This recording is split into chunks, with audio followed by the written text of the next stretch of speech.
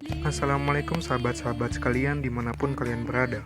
Perkenalkan, nama saya Wahid Krisanto, dan di channel ini saya akan mengkaji tentang masalah yang sering didengar di telinga remaja-remaja, dan masalah ini sering menjadi perdebatan di mana-mana, terutama sering terjadi di kalangan mahasiswa atau mahasiswi yang baru menyelesaikan pendidikannya, yang tentu masalah ini bikin penat dan kurang waktu untuk beristirahat. Baiklah, sesuai judul video ini, saya akan mengkaji tentang lebih baik mana antara mapan dulu atau menikah dulu menurut tafsir surat An-Nur ayat 32 dalam kitab Al-Misbah. Tanpa berlama-lama, langsung saja kita menuju ke videonya. وَأَنكِحُوا الْأَيَامَ مِنكُمْ وَالصَّالِحِينَ مِنْ عِبَادِكُمْ وَإِمَائِكُمْ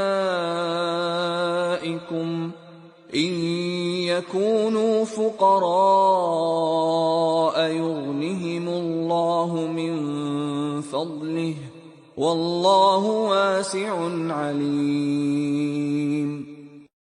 Ayat ini menyatakan, hai para wali, para penanggung jawab, bahkan seluruh kaum muslimin, perhatikanlah siapa yang berada di sekeliling kamu dan kawinkanlah, yakni bantulah agar dapat kawin orang-orang yang sendirian di antara kamu, agar mereka dapat hidup tenang dan terhindar dari perbuatan zina dan yang haram lainnya. Dan demikian juga orang-orang yang layak membina rumah tangga dari hamba-hamba sahaya yang laki-laki dan hamba-hamba sahaya yang perempuan.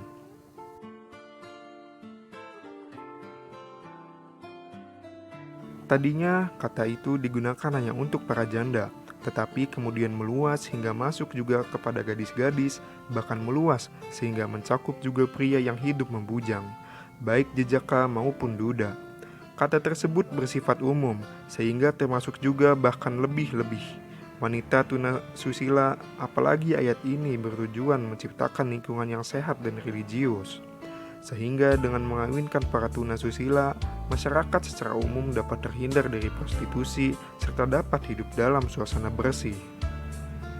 Perintah ini merupakan perintah yang wajib jika pengabainya melahirkan kemudaratan bagi agama dan masyarakat. Di sisi lain, ia mencakup semua anggota masyarakat, baik muslim maupun non-muslim, karena keberadaan non-muslim yang sendirian dapat juga mengakibatkan lahirnya prostitusi atau kedurhakaan di tengah masyarakat, dan ini pada gilirannya dapat berdampak negatif bagi pembinaan seluruh anggota masyarakat.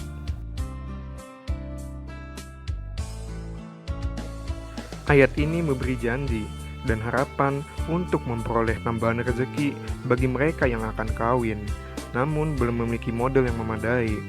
Sementara ulama menjadikan sebagai bukti tentang anjuran kawin, walau belum memiliki kecukupan. Tetapi perlu dicatat bahwa ayat ini bukannya ditujukan kepada mereka yang bermaksud kawin, tetapi kepada para wali. Di sisi lain, ayat berikut memerintahkan kepada yang akan kawin, tapi belum memiliki kemampuan untuk menikah agar menahan diri.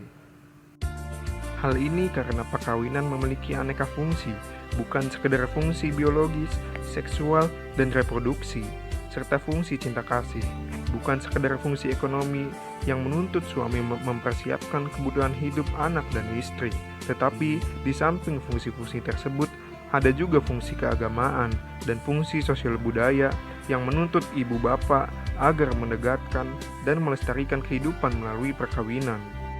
Selain itu, ada juga yang dinamakan fungsi pendidikan, di mana keduanya harus memiliki kemampuan bukan saja mendidik anak-anaknya, dan juga pasangan suami istri itu harus saling mengisi guna memperluas wawasan mereka. Selanjutnya, yang tidak kalah pentingnya adalah fungsi perlindungan, yang menjadikan suami istri saling melindungi dan siap untuk melindungi keluarganya dari aneka bahaya duniawi dan ukhrawi. Demikian aneka fungsi perkawinan yang memerlukan persiapan, bukan hanya persiapan materi saja. Jadi kesimpulannya, persiapkanlah dulu dirimu sebelum mantap ingin melangkah ke jenjang pernikahan.